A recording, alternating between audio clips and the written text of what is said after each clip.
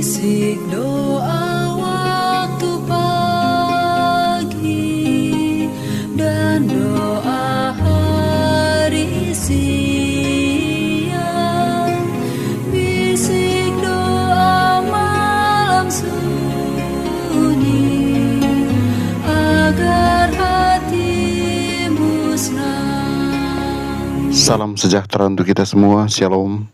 Waktu yang indah ini mari kita siapkan hati dan pikiran kita. Kita akan merenungkan kebenaran firman Tuhan. Sebelumnya mari kita berdoa. Bapa di sorga, kami membutuhkan kehadiran kuasa Roh Kudus-Mu. Kiranya hadir saat ini menerangi hati dan pikiran kami, agar firman yang akan kami baca dan renungkan kami boleh pahami. Berfirmanlah melalui lidah hamba-Mu. Hamba selalu berdoa di dalam nama Yesus. Amin. Judul renungan kita hari ini ialah apa yang sekiranya saya lakukan dengan cara yang berbeda. Amsal 22 ayat yang ke-6. Didiklah orang muda menurut jalan yang patut baginya, maka pada masa tuanya pun ia tidak akan menyimpang dari jalan itu. Sekarang anak-anak sudah pergi. Saya berharap saya tidak membeli begitu banyak permen. Ibu saya selalu punya permen yang tersimpan di dalam rumah. Jadi saya jatuh ke dalam pola keibuan yang sama. Godaan untuk menggigit akan berkurang jika permen itu tidak ada. Pepaya kering, nanas, atau irisan apel bisa menjadi makanan penutup yang enak. Kacang-kacangan berisikan plum atau kurma dapat memuaskan gigitan manis. Kue hanyalah kalori kosong yang banyak, kecuali yang sehat yang adalah buatan sendiri. Sekiranya saya tidak membeli terlalu banyak dan memanggang yang sehat sebagai gantinya.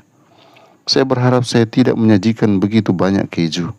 Saya sadar akan nasihat bahwa keju bisa menjadi masalah, tetapi saya menyukai makanan keju. Jadi saya merasionalisasikan bahwa banyak hal telah berubah sejak abad ke-19 ketika Ellen White menulis, keju tidak boleh dimasukkan ke dalam perut. Keju sekarang diproses di bawah kondisi yang lebih higienis, namun kandungan tinggi lemak, tinggi protein, dan tinggi natriumnya tidak berubah. Dan saya diberitahu bahwa prosesnya tidak membunuh virus dan agen bakteri, yang mana cukup menakutkan. Saya berharap saya tidak menyajikan soda. Saya tahu tidak ada yang bergizi dalam minuman ini dan itu mengandung banyak gula. Tetapi saya tidak menyadari bahwa satu kaleng soda 12 ons bisa mengandung sebanyak 12 sendok gula. Dan minum soda, dia tidak ada gunanya karena kebanyakan mengandung aspartam, yang mana mungkin lebih buruk dari gula. Namun masalah sebenarnya adalah bahwa kimia tambahan, beberapa di antaranya, mengganggu metabolisme tulang dan menyebabkan osteoporosis di kemudian hari. Saya bisa dengan mudah menyajikan segelas air yang diberi sedikit lemon, jus buah murni, atau minuman lezat yang dibuat dari pisang beku, stroberi, dan buah-buahan lainnya yang diberi perasan jeruk. Saya berharap saya bisa belajar memasak tanpa susu dan telur. Meskipun sebagian besar orang menganggap ini adalah makanan bergizi, ada beberapa dampak negatifnya, seperti kolesterol dan penyakit sapi gila. Saya sekarang tahu bahwa penggantinya bisa disiapkan dengan cukup mudah jika Anda tahu caranya. Dan seringkali keluarga Anda bahkan tidak mengetahui perbedaannya. Saya seharusnya mengikuti sebuah kelas memasak vegan yang baik. Sudah terlambat bagi anak-anak saya untuk mendapatkan manfaatnya. Namun saya dapat mendorong orang lain untuk tetap hidup sesuai dengan pengetahuan yang lengkap tentang ini, agar mereka tidak memiliki penyesalan. Apakah Anda menerapkan semua pengetahuan yang Anda miliki tentang kesehatan? Bagaimana dengan pengetahuan Alkitab?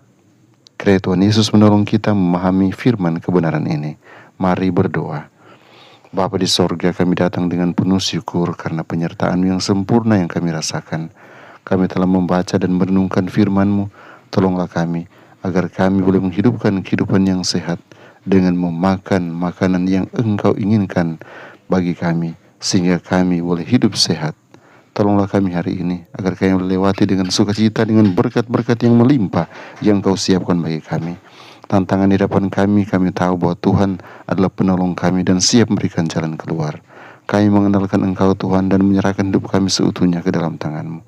Kiranya kasih karunia-Mu dan damai sejahtera-Mu yang melampaui segala akal akan terus menyertai dan berkati kami semua dari sekarang, besok sampai hari Maranatha.